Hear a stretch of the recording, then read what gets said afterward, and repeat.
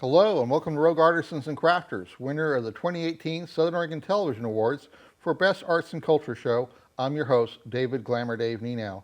We welcome you, our viewer, to our show where we feature local artists and craftspeople here in Southern Oregon, and we talk to our featured artists about how they came to their art, what drives them as artists, find out stories behind their art process, and how their work as artists influences their lives. Today, we're privileged to feature local artist William S. Phillips. Bill Phillips is internationally known for his aviation art. His career spans over 4 decades, and his work has influenced numerous other aviation artists and helped to define the field of aviation art itself. As a young boy, Bill Phillips was the first artist that I personally became aware of when my parents and I would have lunch at the Red Baron Lounge at the Medford Airport, where his work was first displayed. With such long admiration of Bill's art, I will confess to the audience that having Bill on the show to talk to him about his life and work is an exciting moment for me. This show is part 2 of our 2-part interview with Bill. In this segment, we will talk to Bill about his art beyond the aviation arena that he is famous for and discuss his work in nostalgia, seascapes, lighthouses, and his depictions of the Grand Canyon. And so today we will talk to William S. Phillips about his life as an artist and the work that he pursues today with his art.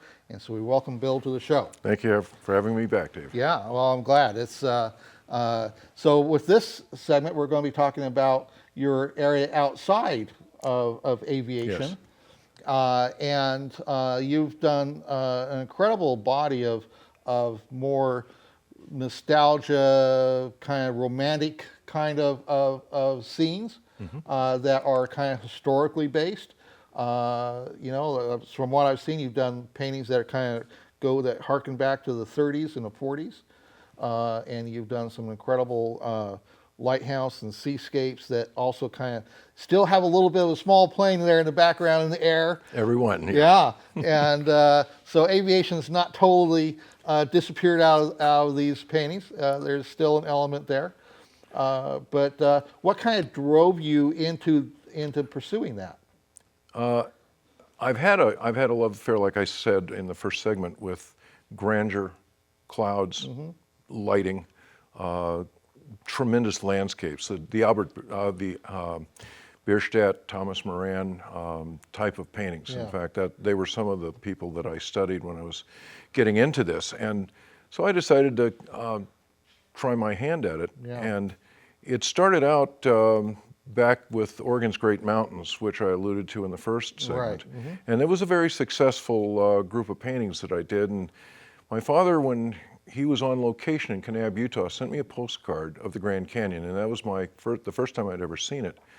At that point, I fell in love with it, but I hadn't seen it. And in 1980, when I was doing some work down in Arizona, my wife and I decided we'd just go out and take a look at it, and let's do a short hike. Well, we went to the North Rim, and then we went to Bryce, came back, and by the time we got to the South Rim, it was daunting. We looked into it, and I said, oh my gosh, I don't know about this. She said, let's go ahead and just give it a shot. And so we got up at 6 the next morning, put our packs on, headed down to Phantom Ranch, and spent the night down there, and then came back out. And I fell in love. I mean, it was a love affair that extends to this very moment. Yeah. And that's how I got started painting the Grand Canyon. Phillips Bay was a slightly different thing. In 1995, we had seminars with the Greenwich Workshop where you'd have 800 dealers show up.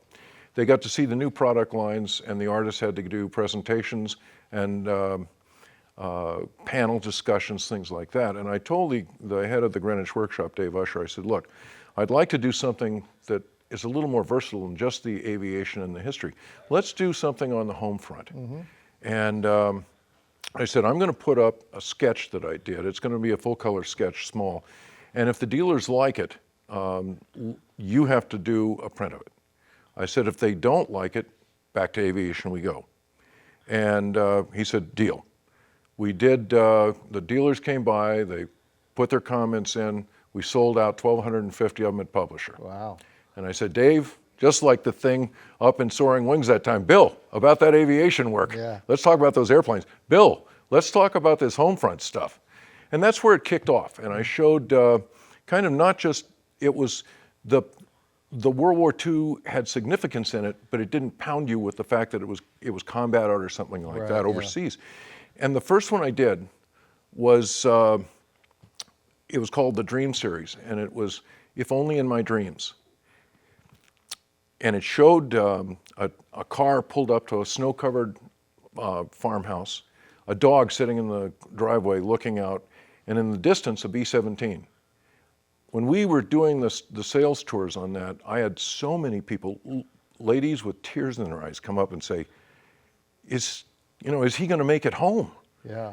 And I did a second one called Christmas Leave When Dreams Come True. And that brought him home. And he was going to see his girlfriend with the dog in the car. Yeah. And there was a third one in it where you had the whole family gathered together. And I had the second one in the third one because the fellow that had wanted to buy the second one had been a little late, and somebody else bought it. So I put it in, and he bought the third one. Yeah. Well, let's begin by showcasing some of these images. The control room can start bringing up these paintings and Christmas Leave When Dreams Come True. Yeah. Yep. Heading back with heading to his girlfriend's house, dog looking out the back. The dog was something that stayed with that whole trilogy. Yeah, okay. All right, so let's go on to the next. Oh boy, I'm having a senior moment. This is the Dream Fulfilled. Dream Fulfilled where the love light shines. Yeah. Right. This is the final one in that series, and it shows the gathering of the whole family at the grandparents' or parents' home.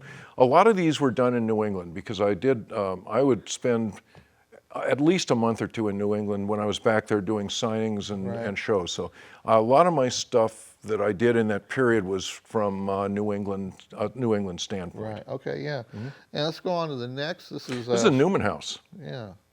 And this was done to show just a family gathering, and I used a lot of people locally. The people that owned the Newman house at the time are sitting on the front porch. My nephew is pushing the boy in the swing, and a good friend of ours, Holly Milligan and Drew Milligan. Holly was the girl that posed for me, and Drew was on the swing. Yeah, okay. Pushing it. Let's go on to the next. This is Summer of 45. Summer of 45. Again, Drew and Holly Milligan. And I had the idea for this. I was watching a thunderstorm from my front porch. And it was so gorgeous, and I thought, if I could just work that in some way. And so I called them and said, I've got an idea.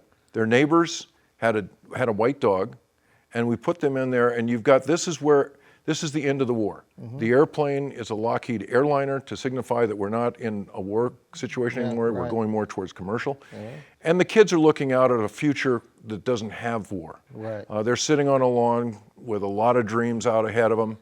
The dog is kind of a protective thing to put into the picture. And then you've got all the folks up there on the porch being glad that the whole thing is over. Yeah, right, yeah. And let's go on to the next. This one, again, it's a nostalgic piece, kind of a home front piece with a couple looking out at a thunderstorm with the gazebo that used to be at Winchester Inn, right here in town. Oh, okay. And a tree blew over, and it is no longer there. But I used that, and it worked as a kind of a nice romantic piece. Yeah, right, yeah. And let's go on to the next.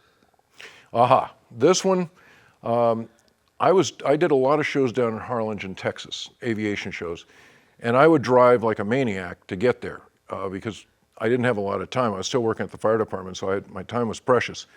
And I was coming across at the Texas Hill Country at about 10 o'clock at night. The sun was down, huge thunderstorm out to the east, and I was so impressed by it, I got out of the car and stopped and just watched these bluebonnets blowing in the wind in the moonlight with this thunderstorm, and I said, geez, that's got to be a painting. Yeah. And I came home, and that's how this came about. Okay. The name of the painting is Hill Country Homecoming. Yeah, that's right, yeah. And let's go on to the next. This is the Crescent City Light, and pretty self-explanatory. Just stormy weather out at Crescent City. That lighthouse is accessible by foot if the tide is out. If it's not, but they have some wonderful waves in there, and this is a view from the north looking across and down to the south. Yeah, okay. And let's go on to the next. This one is up in the Canadian Rockies. This was a commission piece. A fellow commissioned it. He had worked for the Park Service, and he would go in here and spend the entire summer in this cabin. Oh, wow. And he had deer, and they would get in there on horseback And so I did the painting. As you say, every one of my paintings had a small airplane secreted somewhere in it. And I got better and better as the career went on at hiding the thing. And then it was Find Waldo. Yeah. Well, okay. Let's go on to the next. This is in, I forget which light that is, but that's one that's on the East Coast. And I remember it because it's up in Maine. And Christy and I, after I did the research shot on it, went out and had a great lobster dinner at a restaurant that looked right at it, just like you're seeing here. Okay. All right, so let's go on to the next. This one is part 2 of one where I have the lighthouse outside of San Francisco. And this is the war era where you've got the sun coming up over the Golden Gate Bridge and one of the World War II aircraft carriers moving out to sea with its complement of escort ships. Right. And the interesting thing about this picture is that this one is historically correct because the lighthouse and the connectors and the building behind, the lighthouse is still there, but the building behind is no longer there. And I don't know if you've got the one that precedes this, but I risked life and limb. I get so excited about getting a shot to get to use his research. There was a rock that you can see right behind the lighthouse. It is connected by about a 3-foot span of land that drops off into an arch. Okay. The waves are roaring in, the wind is blowing, and like an idiot, I went zipping across there, got out on that piece of land, shot back at the lighthouse. The adrenaline rush left, and I thought, crud. Now what? Yeah. And so I very carefully went back over to the mainland side. Well, your enthusiasm is, Yes, you yes. know. Okay, let's go on to the next. This is, again, the lighthouse here at Crescent City, and this is taken looking out to the west and that area, the body of water you see in the foreground is the area that you can cross by foot, going out there with low tide. And of course, you have the obligatory ship and a small airplane out in the distance. Yeah. Okay, let's go on to the next. This is Portland Headlight, very famous light. Now, there's a story behind this one. This is called, it's not called, this is the Flying Santa. And it goes all the way back to a guy that was lost in a snowstorm. And he was about to go down. I mean, the conditions were terrible. He was in a biplane. And he knew he was heading south, or so he thought, and he was trying to find land, and he got very low. And he found the one thing the clouds opened just for a second, and he could see the Portland Head light. And he dove through and got underneath it. From that point on, he would go down the east coast of Maine, dropping Christmas gifts just before Christmas to the lighthouses for having saved his life. And it actually, they made a video of it, a movie, and the airplane, he upgraded the airplane from a biplane to finally he was flying more modern aircraft. And it goes on today, even with, it's a tradition, it goes on with helicopters the last time I found out. Yeah. Okay, let's go on to the next.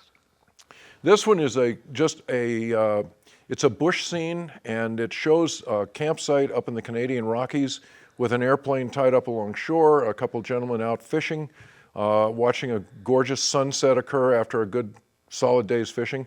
I was hired by an insurance company out of Portland and spent 3 weeks up in the British Columbian bush. And I'll tell you, those bush pilots are crazy. Yeah. I've flown a lot. They scared me at times. I've heard that about them, yeah. Okay, and... This was an interesting piece because I did it so that it was a piece that I sold with the prospect of paint your own picture. Everything in the painting would remain the same. It's probably Nebraska or somewhere out in the heartland. Yeah. And it shows the country scene, but then you can put in the center any airplane you want. Right. And it was a fairly successful program. I went through an awful lot of airplanes in that center section. Yeah. From people that could commission their own. Yeah, right. And I had a pretty good list, and I started thinking about the wisdom of that as I had other paintings I had to do, and I was still working on these. So. All right, so let's go on to the next. Yes. This one was one that I did this was part of what I called the Phillips Space Series. It took the home front, and we started developing an entire history of America based on this little fictional town that began in the late 1600s.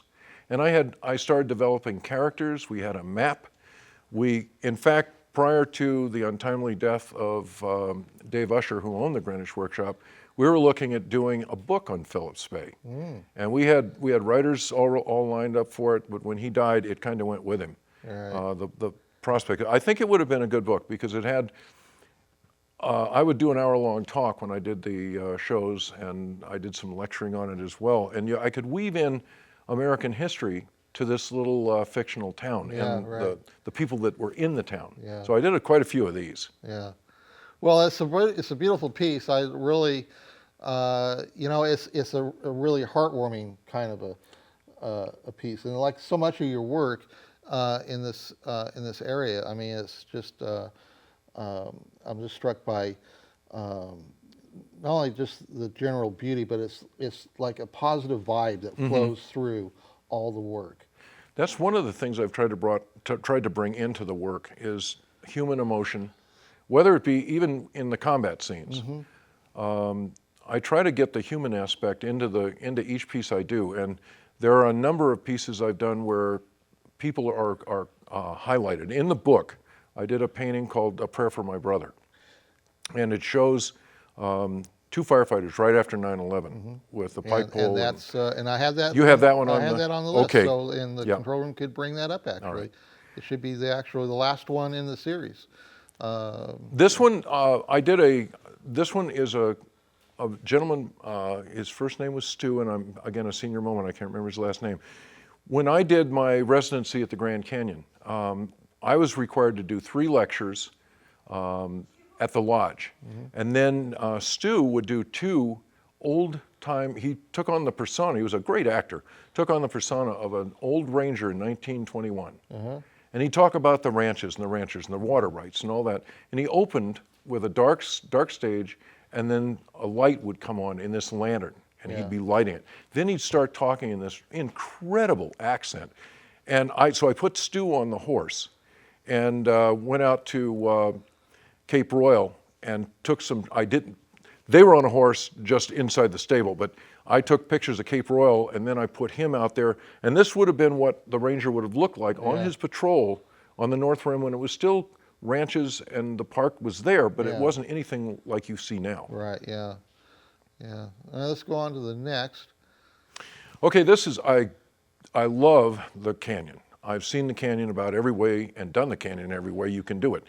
And this was on one of the river trips that I took with my wife, and I promised I would never do it again because it was a long time without washing hair and showers.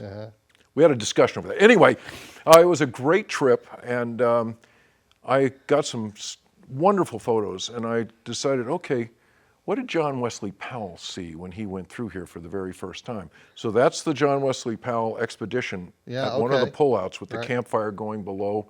And this was an area that at the time he had one arm.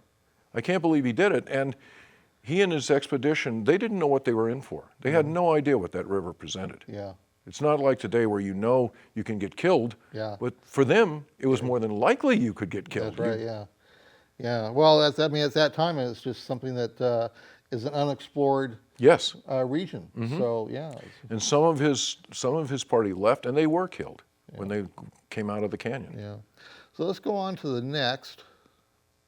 Winter is one of my favorite times at the canyon, and Christy has been long suffering about going out with me to do research. And this was taken on a morning where the temperature was hovering right about 0 with a wind chill factor probably well below 0. I got her up at about 5 in the morning. We've got to get the first light. Out we trudged through about 18 inches of snow, set up and waited for the sun to come up. Then I started shooting like a maniac for the next hour. And once we got back to the car and headed to the west side, she opted to stay in the car and with the heater at full force. But this is taken from the eastern side, looking out towards the northeast of the canyon with just the sun first coming up and hitting the rim. All right, so let's go on to the next.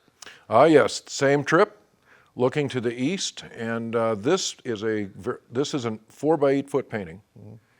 And as I told you, I'm a photorealist and I'm tight, and I sit with a triple-aught brush, a jeweler's loupe, and a giant bottle of Excedrin next to me, and work on. And this painting took 7.5 months. Wow. Geologically, it's correct, and every trail, the trail going down, the South Kaibab Trail is in there, every switchback is in there, and this one is one that was a real, it took 7 months to do it, and I'd get bored during the middle of it, and I'd move on to something else that I had for Greenwich, and then back to this. Yeah. So this was just a labor of love. Yeah, yeah. Well, it's an incredible image, and I could only imagine the hours that you've got invested in that.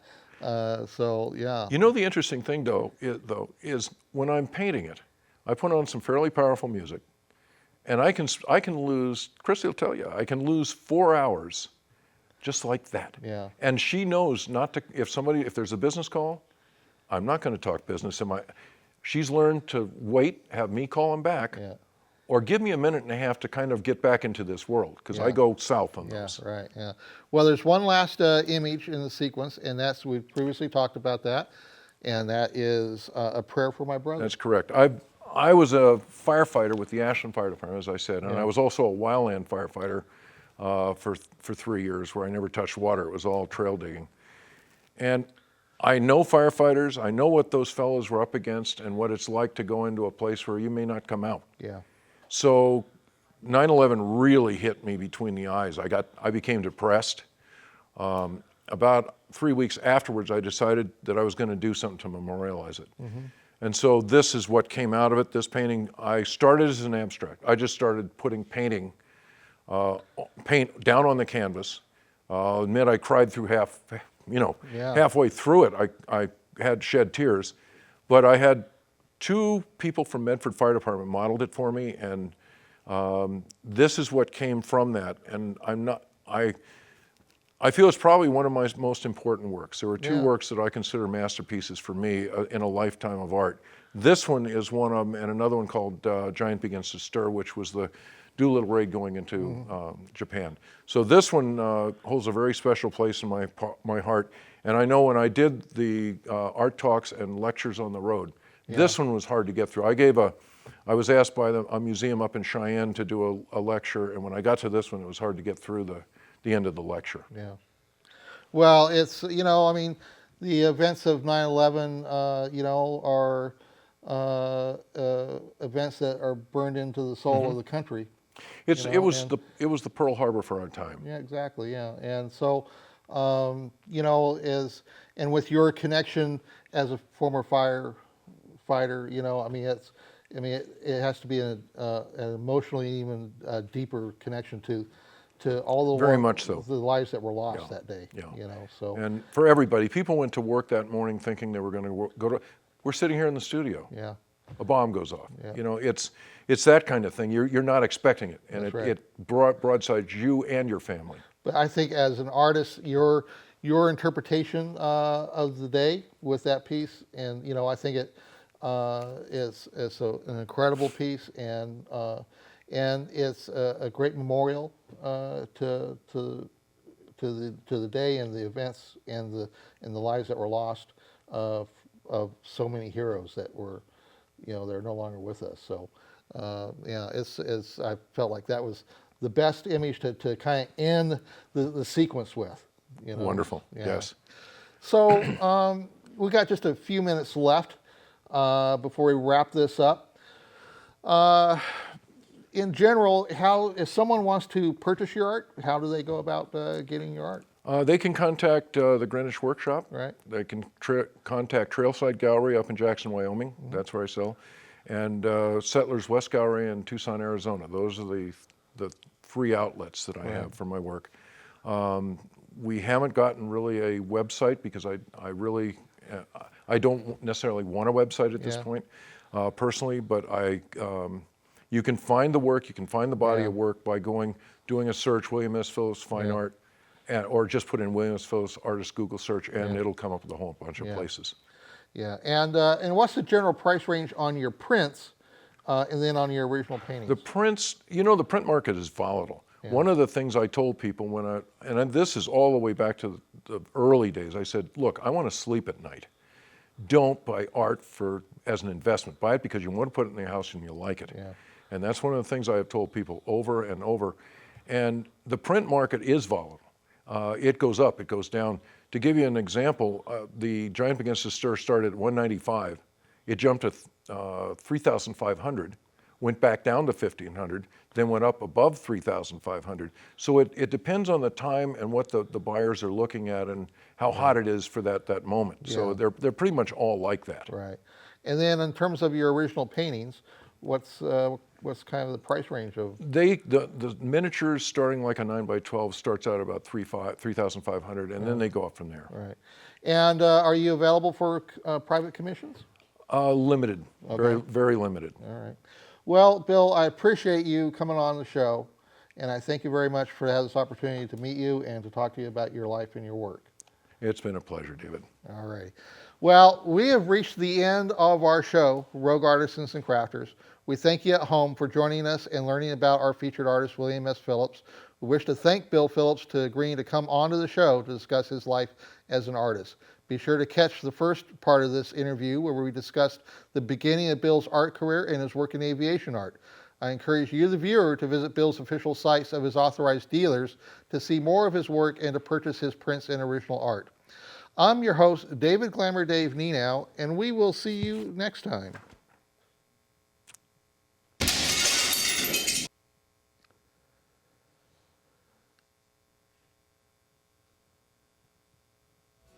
We wish to thank you for watching Rogue Artisans and Crafters. You can watch this program on demand by visiting rvtv.sou.edu and clicking on the public access link. You can also follow our show on Facebook by visiting and liking our official show page. You can follow me, David Glamour Dave Nienow, online at my YouTube channel and on Facebook. Just search for David Nienow or Glamour Dave. If you like this show and wish to support me in my show productions at RVTV, you can visit my Patreon page at patreon.com/glamourdave. Your patron support helps me with my production expenses, allows me to reward my crews for all their hard work, and allow me the opportunity to continue to produce more unique themed shows and documentaries for you, the viewer. You can watch this show on Tuesday evenings at 8 p.m. and Thursday evenings at 11:30 p.m. We want to thank our crew who have made it possible to put this program together, and to thank RVTV for their wonderful studio facility, which allows us to produce shows such as this one.